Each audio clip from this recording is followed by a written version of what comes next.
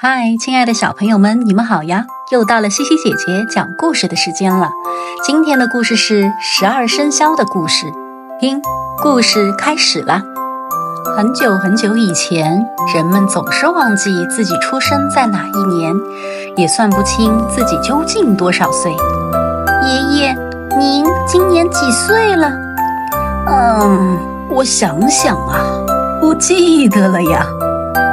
玉皇大帝想了一个办法，有了，记年份太难，记动物的名字就简单多了，找出12种动物来代表年份，不就行了吗？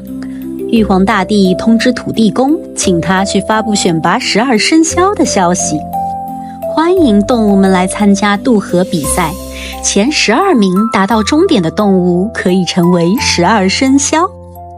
消息公布以后，所有的动物都很兴奋，大家闹哄哄地讨论渡河比赛的事。当时老鼠和猫是很好的朋友，他们聚在一起讨论。老鼠说，我们不会游泳，要怎么渡河呢？猫说，可以跟牛合作，我们帮它指路，它载我们渡河。猫和老鼠去找牛，牛立刻答应了。到了比赛当天，一大早，公鸡还没睡醒，牛、猫和老鼠就已经来到了河边。牛蹲下来，让猫和老鼠爬上它的背，然后开始渡河。猫平常就爱打瞌睡，今天又起得太早，很快就趴在牛背上睡着了。老鼠很想得第一名，就在牛快要抵达河岸的时候，它突然把猫推下水，然后钻进了牛耳朵里。牛并不知道发生了什么事，只听到老鼠在它耳朵里喊着，牛大哥加油，我们快到了。牛爬上河岸，高兴地冲向终点。老鼠突然从牛耳朵里跳出来，抢先抵达终点，得了第1名。牛辛苦了半天，只得了第2名，非常生气，从此就一直瞪着大眼睛。过了一会儿，全身湿淋淋的老虎来了，他很自信地吼着，我是第1名吧。玉皇大帝说，你是第3名。突然间，天空卷起一阵狂风，龙从天而降，眼看就要抵达终点，兔子冲了过来，抢先得了第4名。兔子不会游泳，一路跳呀跳，踩着别人的背渡过的河。玉皇大帝问龙，你是飞来的，怎么这么晚才到呢？原来龙去了南海主持下雨典礼，赶回来时已经来不及了。马蹄声传来，尘土飞满天，马跑在最前面，正要冲向终点。蛇突然从草丛里钻出来，抢先得了第6名。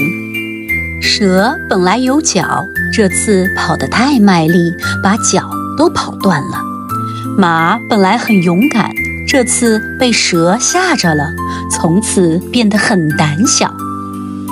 羊、猴和鸡在河边捡到一根木头，大家通力合作，分别得了第8、第9、第10名。羊坐在前面指路，因为看得太用力，变成了大近视眼。猴子在木头上坐得太久，屁股又红又肿。